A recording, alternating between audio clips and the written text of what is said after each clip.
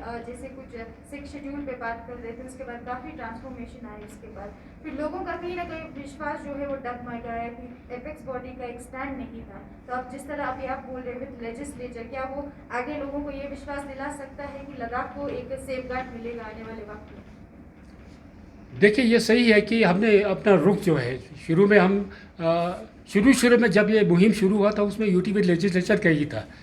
इसी apex body के बनने से पहले भी जब लद्दाख के मसाइल के बारे में जो भी हम लद्दाख के मसाइल का हल चाहते थे उसमें हमारा जो मेन मुद्दा था यूटी विद लेजिस्लेचर। लेकिन बाद में हालात को देखते हुए जब एपेक्स बॉडी का गठन हुआ तो उस समय हम लोगों ने सिक्स शेड्यूल को लेके, क्योंकि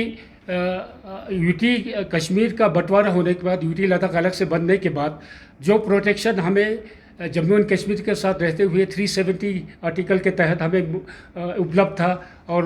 35A की तरह उपलब्ध था, वो ख़त्म होने के बाद लद्दाख के लोगों के दिल में ये संशय था कि वो सुरक्षा ज़मीन के बारे में हो, जॉब रिजर्वेशन के बारे में हो, अपनी भाषा और संस्कृति के बारे में हो, तो वो ना होने की वजह से ये दुश्वारी हमारे सामने आ सकती है। तो उस हालत को देखते हुए फिर हमने सिक्स शेड्यूल की डिमांड को लेके आगे उस मुहिम को चलाने की बात की थी। लेकिन यूटी बनने के बाद जिस तरह की जो एक सेटअप जो यूटी एडमिनिस्ट्रेशन का सेटअप था यूटी लद्दाख के लिए हुआ है, और जो काम यूटी एडमिनिस्ट्रेशन के सेटअप होने के बाद लद्दाख में हो रहा है वो तशवीश बख्श नहीं रहा। तो उसको देखते हुए ये महसूस हुआ एपेक्स बॉडी के मेंबर, हम सब ने इस पर काफ़ी चर्चा करने के बाद हम लोगों ने ये फैसला लिया कि जब तक लद्दाख के लोगों के हक़ में कानून बनाने का हकूक़ पूरा नहीं मिल जाता है और लद्दाख के बारे में जो फैसला करने का जो पावर है वो लोगों के चुने हुए नुमाइंदे के द्वारा अगर उनको हासिल ना हो, तब तक लद्दाख यूटी बनने के बाद भी लद्दाख के लोगों की जो हमारी एक एस्पायरेशन है वो पूरा नहीं होता है। तो उसको लेते हुए फिर हम लोगों ने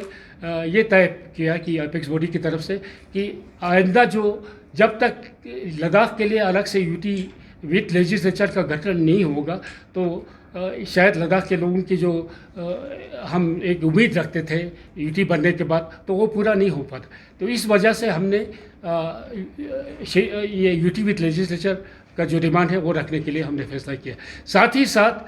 जिस तरह की काचात जॉब को लेके, ज़मीन के ओनरशिप को हक, मलकियत की हक को लेके जो जिस तरह के हमारे अपेरेंशंस है उसको दूर करने के लिए अगर सिक्स शेड्यूल लद्दाख में कायम होने में दुश्वारी हो तो हम लोगों ने भारत के आइन के और शेड्यूल के तहत या एक नए शेड्यूल के तहत वो सुरक्षा लद्दाख यूटी को मिले, उसके लिए हम लोगों ने एक अलग शेड्यूल बनाने की हमने डिमांड रखी है। तो ये राजनीतिक परिस्थिति को देखते हुए और यूटी बनने के बाद जो हालत पैदा हुआ उसको देखते हुए हमें ये रुख बदलना पड़ा और लद्दाख के मुफाद में, लद्दाख के यूटी के रेजिडेंट के मुफाद में हम लोगों को ये फैसला लेना पड़ा।